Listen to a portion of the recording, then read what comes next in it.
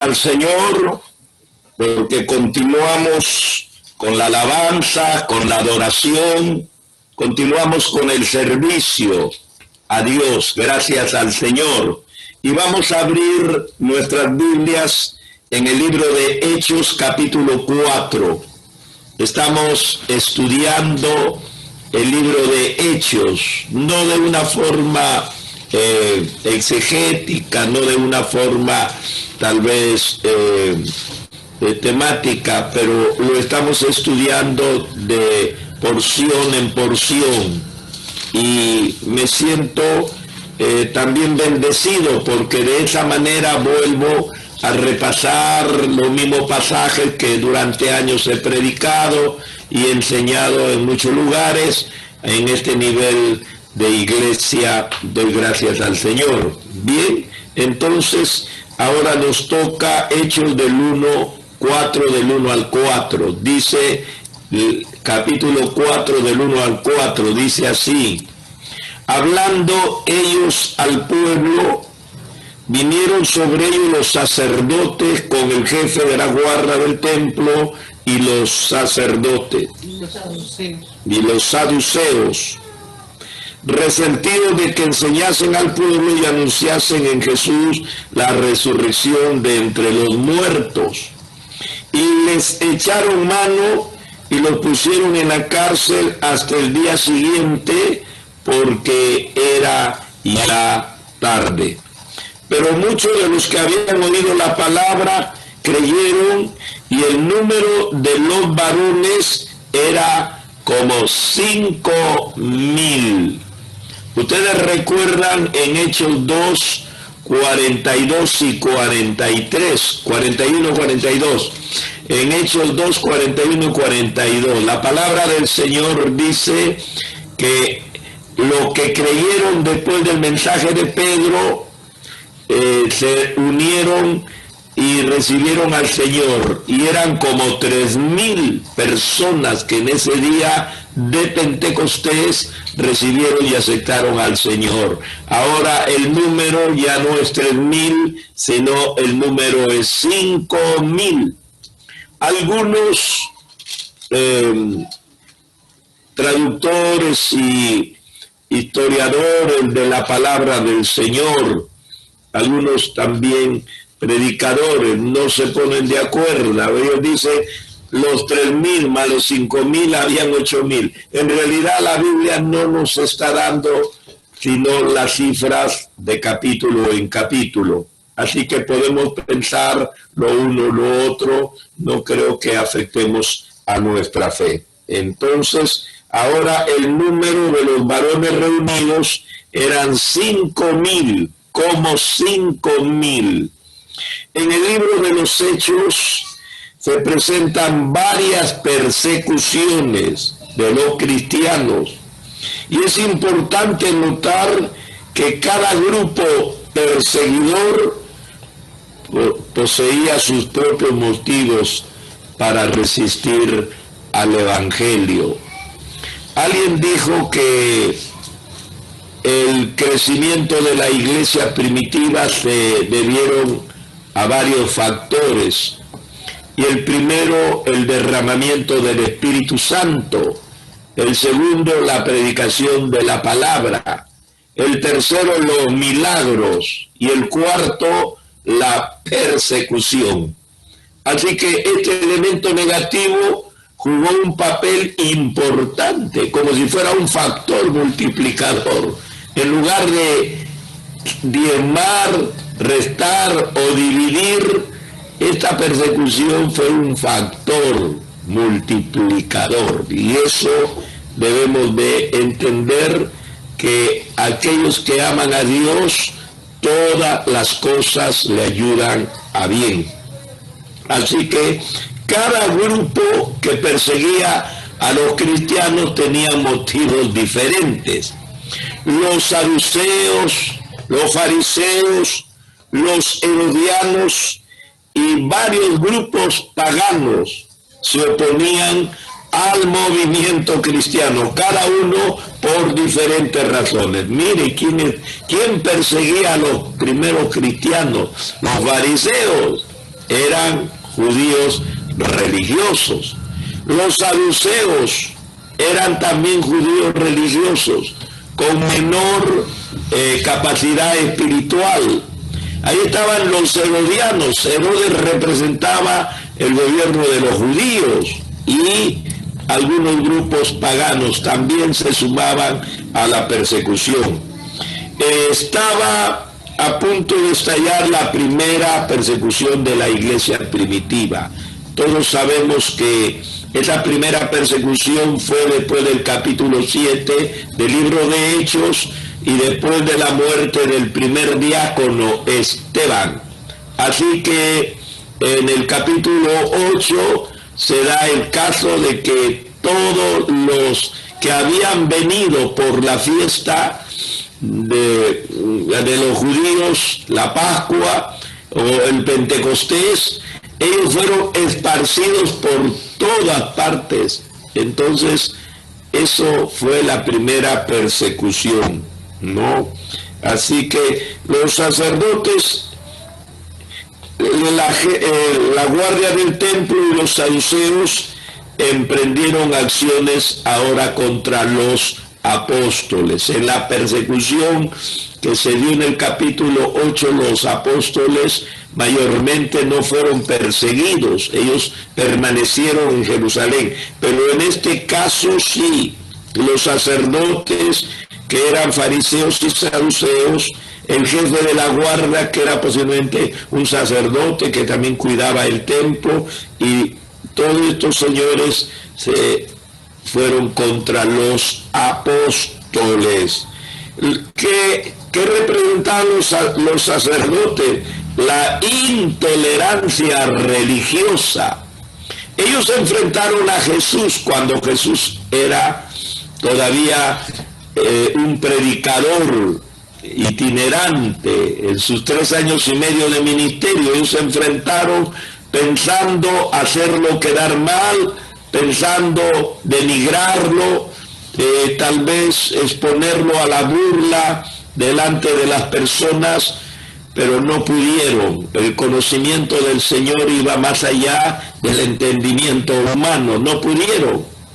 Ahora, estos señores siguen con la misma intolerancia religiosa. No es porque hayan encontrado falsedad en Jesús, ahora en los apóstoles, simplemente porque no toleraban que el Señor sea presentado como el Mesías. Y aún después de haberlo matado, los discípulos decían que estaba vivo.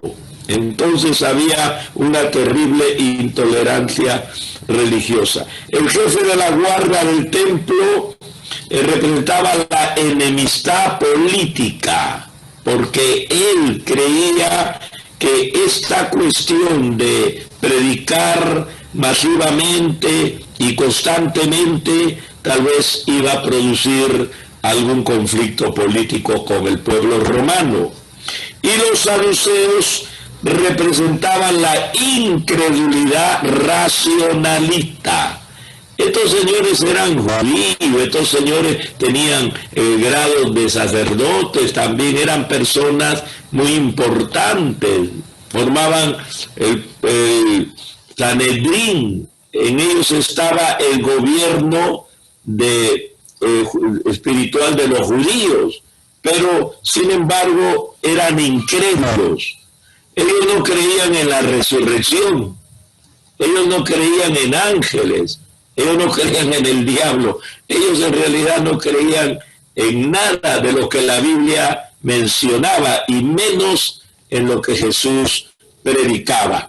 Así que mire todo este grupo de personas cómo comenzó como líderes religiosos que deberían de sustentar la fe y hacer como hicieron los de Berea, un estudio concienzudo, una investigación exhaustiva de la Sagrada Escritura, pero ellos no hicieron nada de esto, se enfrentaron cancerberamente persiguiendo a Jesús y ahora continúan con ese mismo ímpetu contra los apóstoles que seguían predicando, que seguían enseñando la misma doctrina de Jesucristo.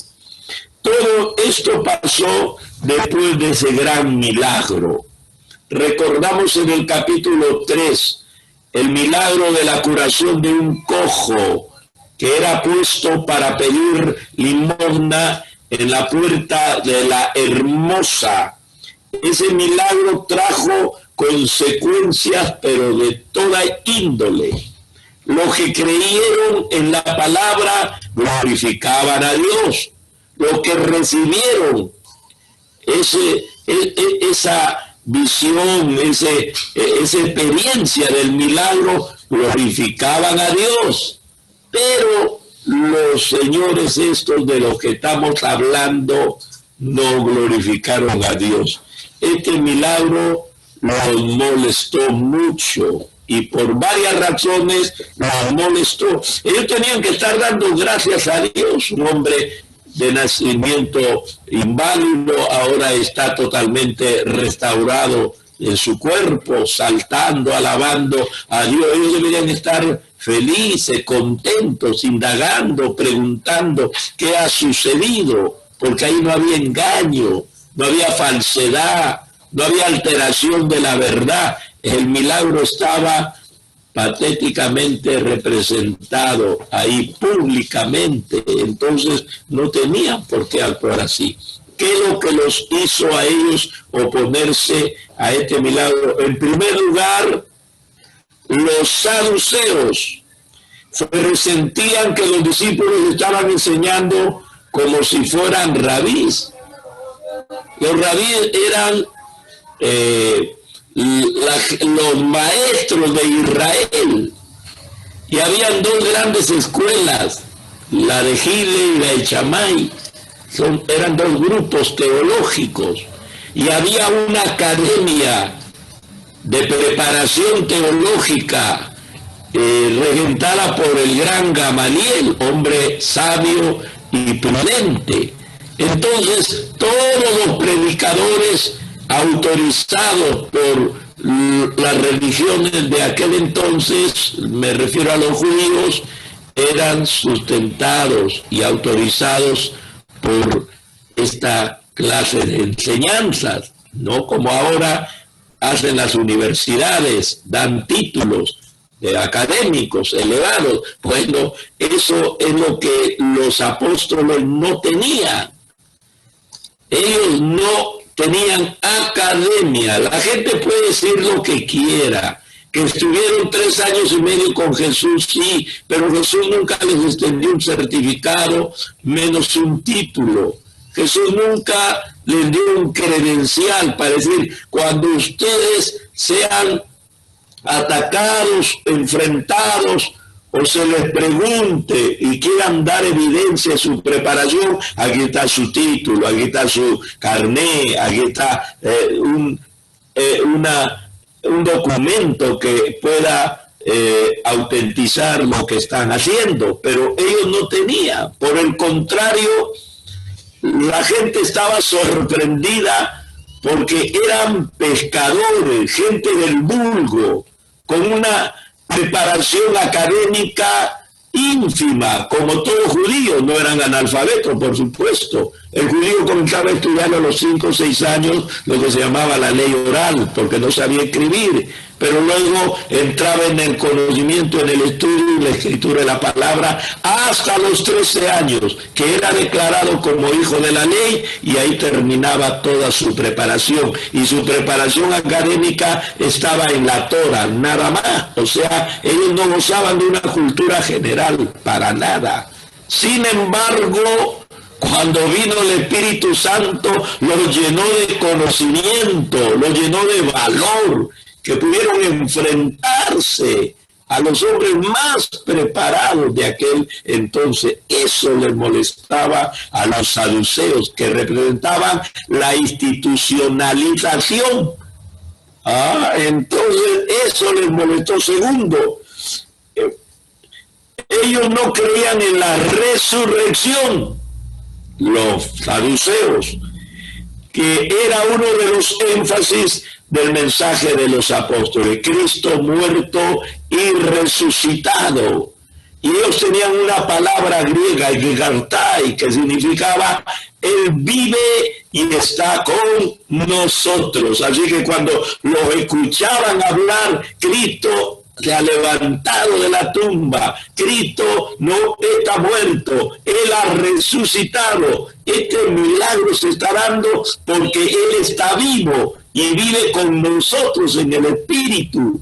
Eso les molestaba, porque los saduceos no creían en la resurrección. Han pasado 2000 años, los saduceos no han olvidado de dejar sus discípulos. Hay mucha gente que no cree en la resurrección.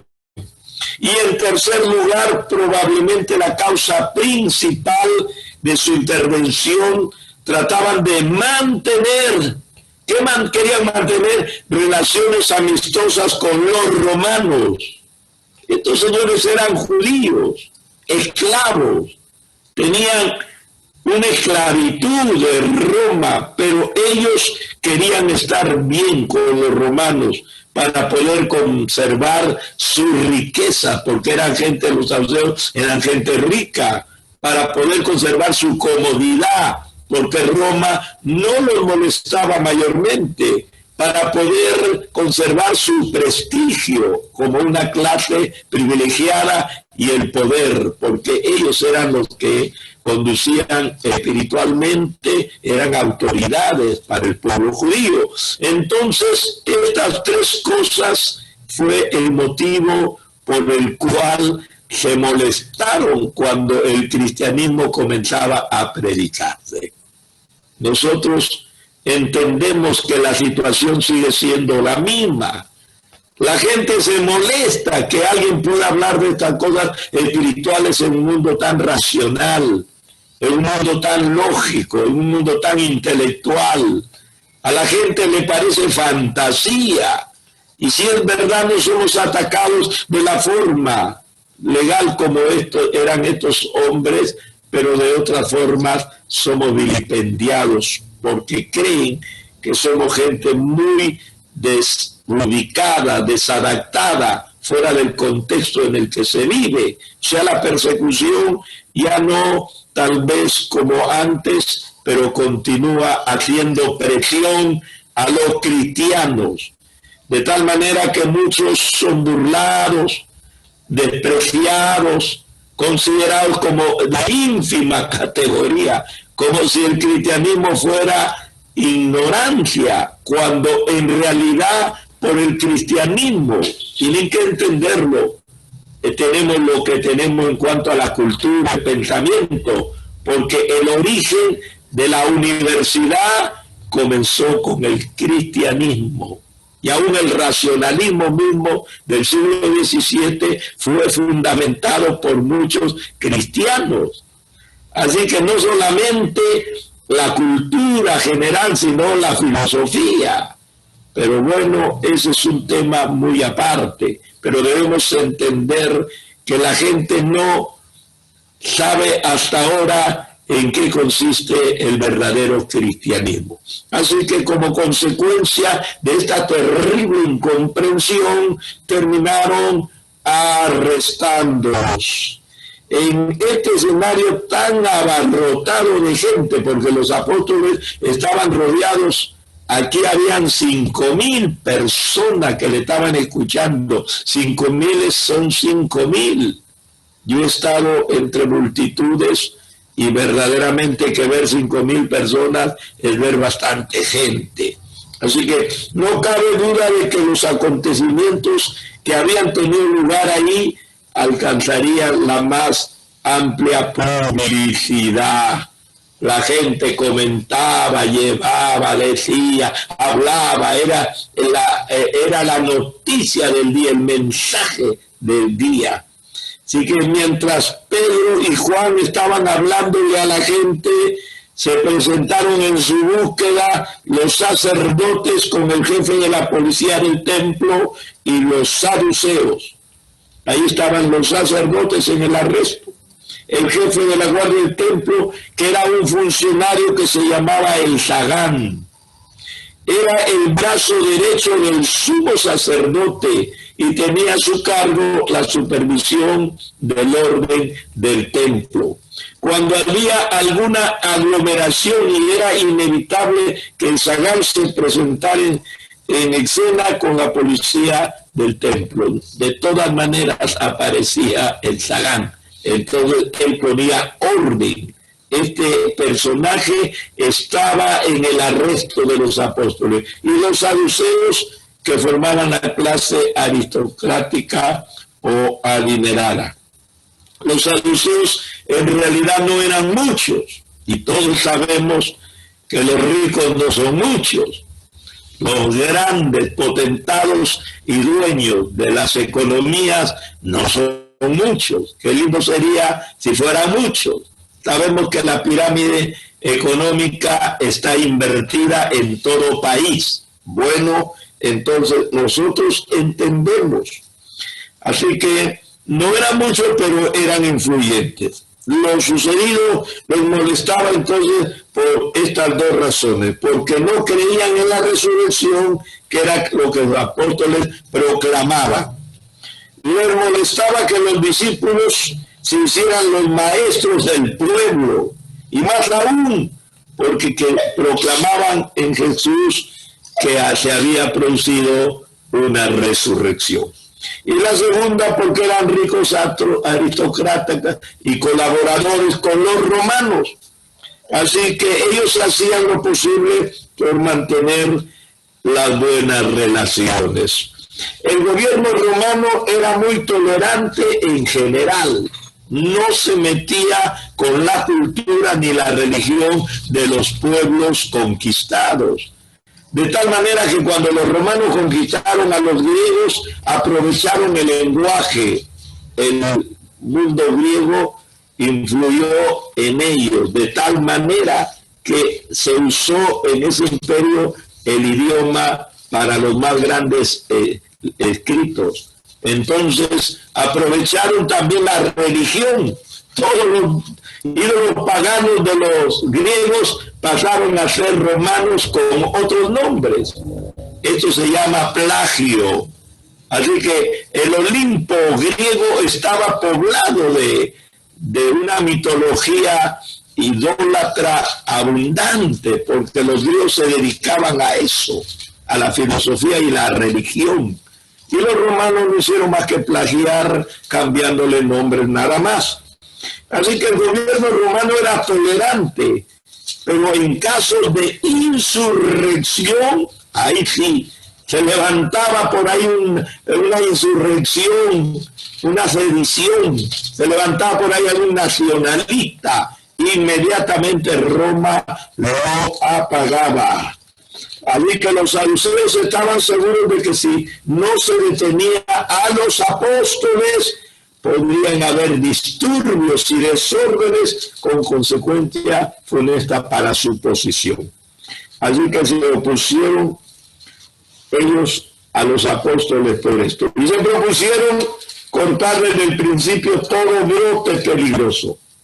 Esa fue la causa por la que Pedro y Juan fueron arrestados tan pronto. Y dice la Biblia que los metieron en la cárcel, fueron detenidos con la intención de juzgarlos al día siguiente, porque se les había echado encima la tarde. O sea que ya era una hora avanzada y ellos no despachaban sus cuestiones de gobierno por la noche. Así que los encarcelaron para el siguiente día. La palabra del Señor nos sigue narrando en estos 4 versículos que los creyentes se multiplicaban. Pero muchos de los que habían oído la predicación de Pedro se convirtieron, de manera que ya había en la iglesia no 3,000, sino 5,000. Tremendo crecimiento. La curación del cojo había tenido lugar en una parte del área del templo que siempre estaba llena de gente. Así que no era extraño el suceso que se hiciera y se encontrara ahí la atención general. había mucha gente. Donde el cojo fue sanado, ahí había gente. La puerta de la Hermosa era la que comunicaba el atrio de los gentiles con el de las mujeres, lo que se llama el hierón, para los estudiosos del templo, ¿no? El hierón, el naos y los corredores de los sacerdotes. Así que el atrio de los gentiles era no solo el más grande, sino también el más abarrotado de gente de todos los atrios del templo, porque ahí podían entrar personas de todas las naciones, siempre que observar las reglas normales del decoro y del respeto. No había impedimento para entrar al hierón, a este atrio, donde era el atrio conocido como el de los gentiles.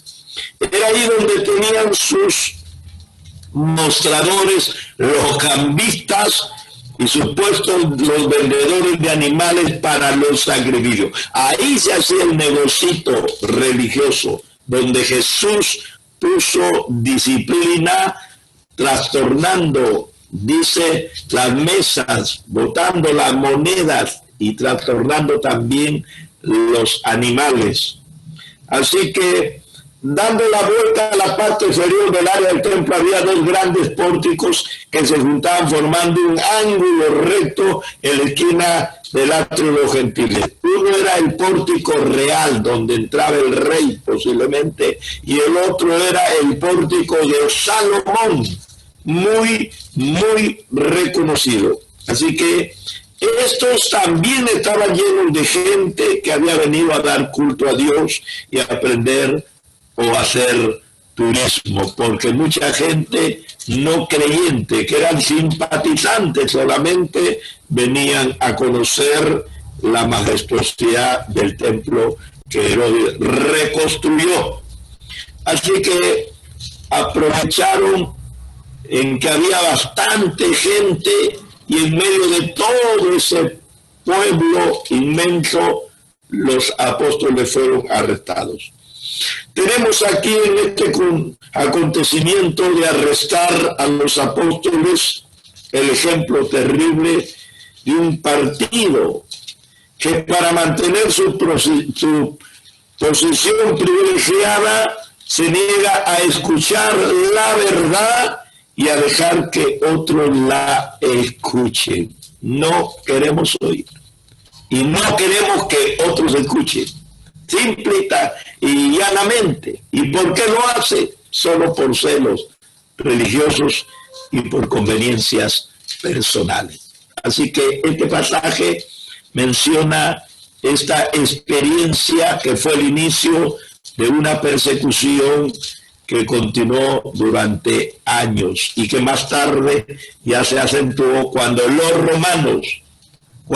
romanos comenzaron a perseguir a los cristianos. Dios nos ayude a entender las Escrituras y veamos que el riesgo de predicar a los primeros apóstoles fue grande, pero aquí hay algo que nosotros podemos rescatar. En medio del peligro, en medio de la oposición, la iglesia nunca dejó de predicar.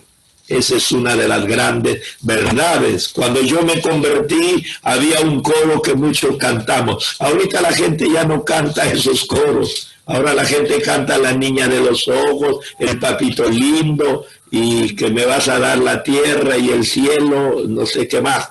Antes no, la gente cantaba lo que la palabra de Dios propugnaba.